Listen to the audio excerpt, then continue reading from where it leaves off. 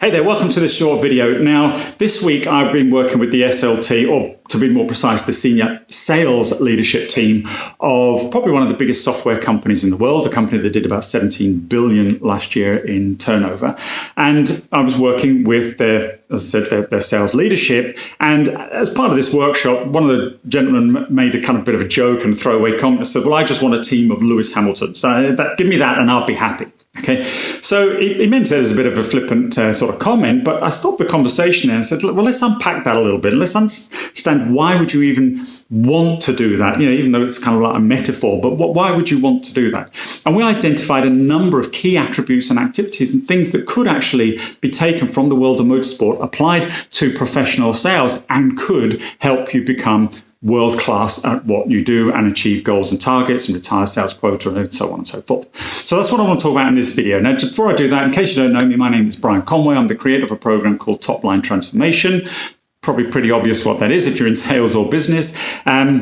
And on a Friday, I usually take a few minutes to share a tip, a strategy or tactic to help you make more sales. I call that 4-Minute Friday. This week, I'm telling you now, this is probably going to be a few minutes more and longer than 4 minutes, because there's a number of things, a number of principles that I want you to take away from this. So maybe a little bit more training this week rather than just a tip or a tactic. So let's get cracking. So we identified primarily 4 things that we could take away from looking at a high-performing motor racer and a high-performing motor racing team, and apply that to the world of sales and running a high-performing sales organization. Now, the first of those things was the fact that someone like Lewis Hamilton is highly motivated, a very driven individual. So I guess you could think about that as part of recruitment and trying to find somebody who has that drive, because that's something that's a little bit more inherent. It's typically not something you can teach.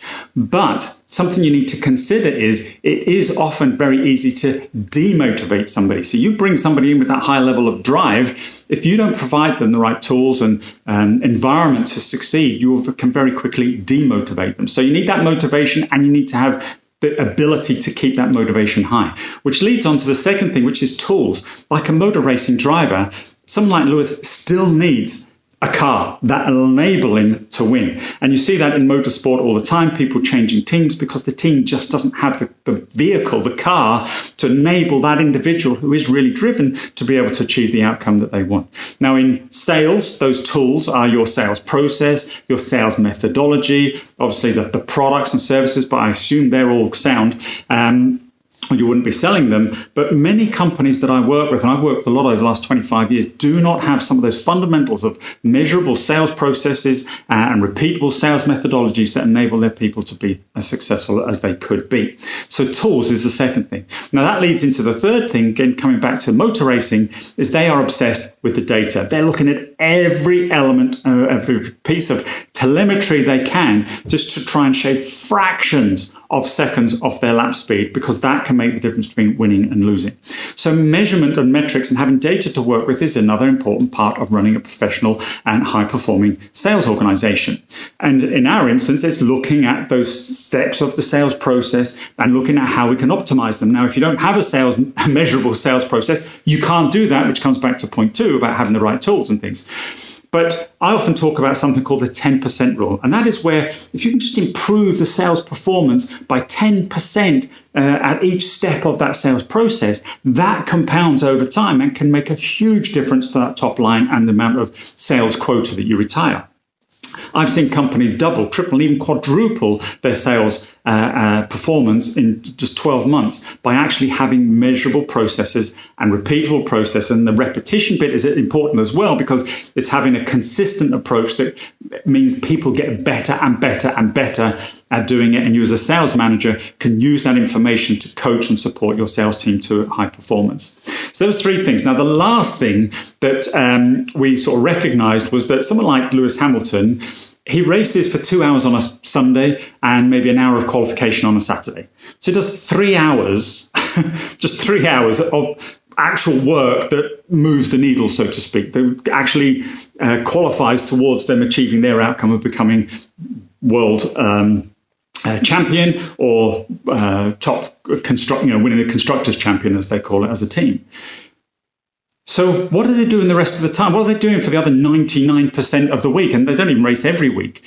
Well, it's practice and preparation. They put so much effort into practice. A driver, all week prior to a race, they're on the track going through practice sessions. Off season, they're on the track practicing. They're even in simulators the rest of the time practicing. I even saw on Netflix, there's a Formula One TV show.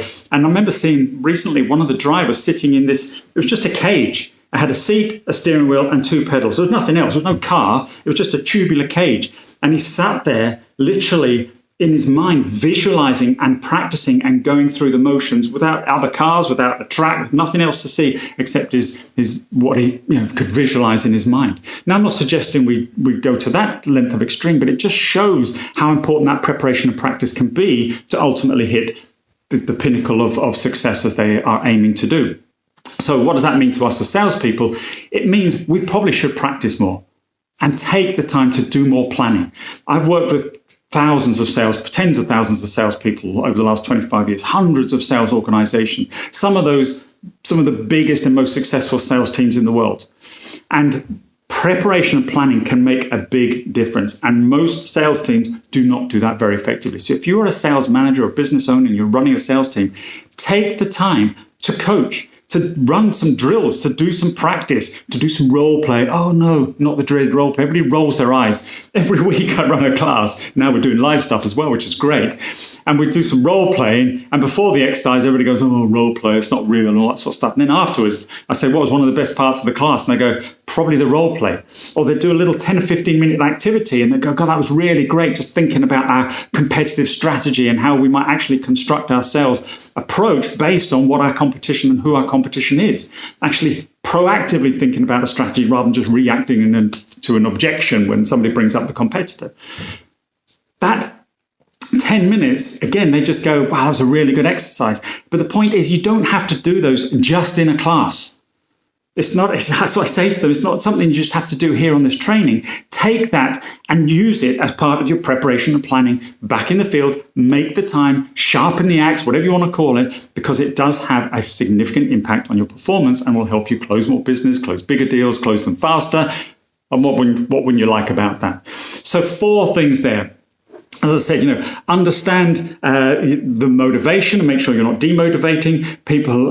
Give them the right tools to be able to achieve their outcomes. Use the data to improve performance and practice and plan and prepare prior to battle, if that's what you want to call it. I'm not talking about doing, as I said, 99% of your time. You couldn't just have 3 hours of customer engagement and assume you'd be successful.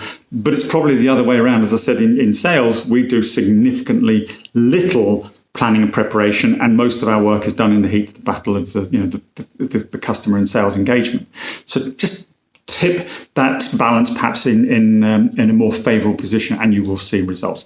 So that's it for this week. I appreciate you taking time to listen. As always, please do subscribe, like, share, comment, all that sort of stuff. Always appreciate it. If there's anything you want me to talk about on any of these videos, put in the comments and I will bring it up. And if you want any free resources, then please just go to Top Line Transformation. There's loads of free scripts and cheat sheets and things you can use that will help you and your sales team improve.